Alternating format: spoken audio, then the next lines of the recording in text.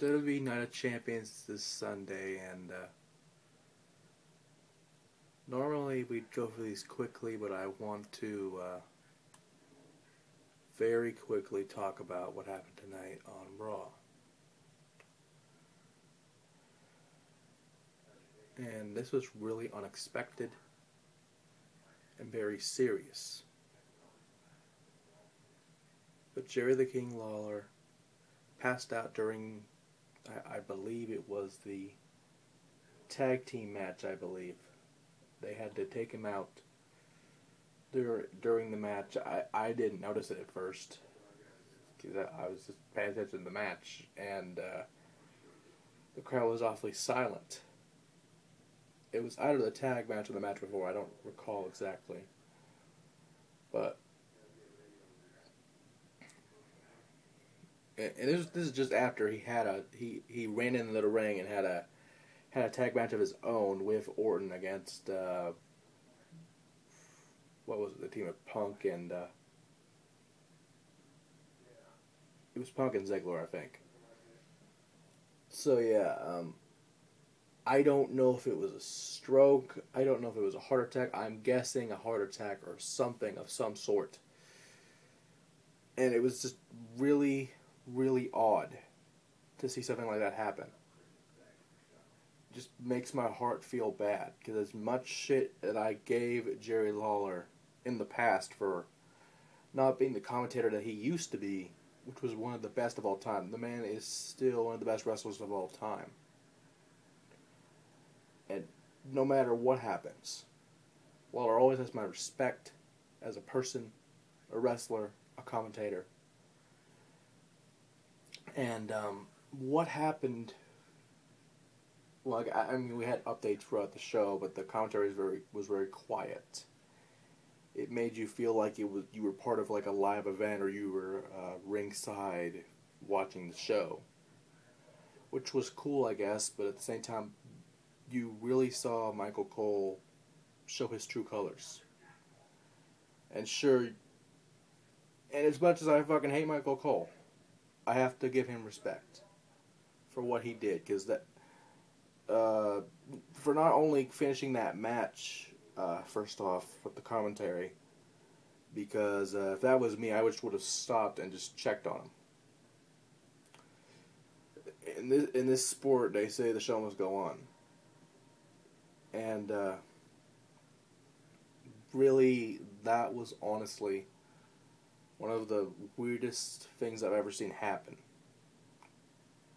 During the night, they gave us updates to where he was breathing on his own, and he was, first of all, they had the CPR him back to himself, and had to use CPR, and then they I think the next one was he was breathing on his own, which is good. They took him to the nearest hospital, and he was breathing on his own, and he was. It's like when the doctor opens the eye and looks in the eye, and they do the light. I'm not a doctor. I don't remember what the fuck they did, but they look in the light, make him look in the light, see if he's all right. He's still there, and he was, and his heart's finally beating on his own, which is good.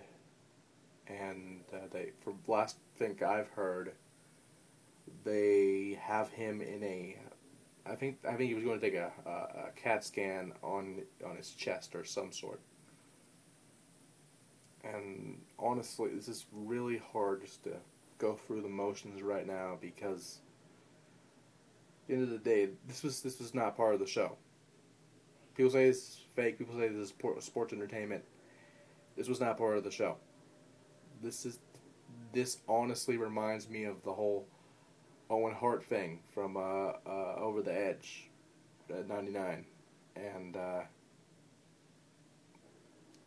although this is very different situations, the result could be very similar, unfortunately. And one of two things can happen here. Either Jerry Lawler retires, hangs it up, or unfortunately the King might pass away. and that's something that is really unexpected. And with 9/11 coming up in tomorrow, it's just a bad way to start the week. Yeah, I don't even know. But like the show goes on, we have to do our job here. We have to do what we have to do, and yeah, that kind of will probably take most of the video. Maybe. Might be split up into parts at this point, but it doesn't really matter because I just had to get my opinion on that, and I just had to get it out of my system because that really, really hurts. And I wish him the best.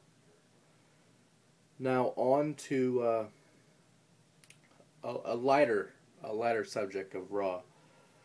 With Night of Champions being this Sunday, there was a lot of the card being removed and then moved back on there.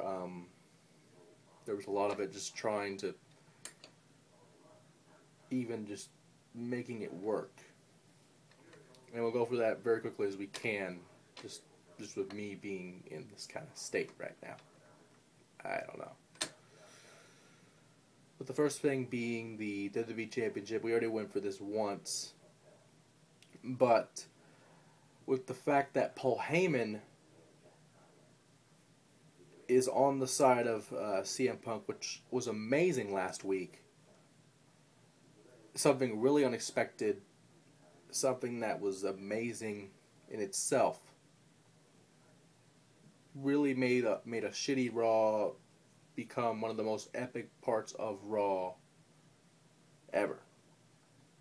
And now, of course, we're in Montreal, and this is Bread Appreciation Night, pretty much. One final note on the Jerry Lawler situation, though. Apparently, after the show is going to be Pat Patterson Appreciation Night, I guess, because they're in Montreal and Pat Patterson's there, and Hall of Famer. Might as well. But that was all the after show activities, like the after show dark match and all of that, was put to a halt because of what happened to Jerry Lawler. So, that would have been nice to see. But whenever they're in Montreal again or in Canada in general, they can do that. This is more important. Now back to the whole thing I was talking about with Bret Hart. That was really one of the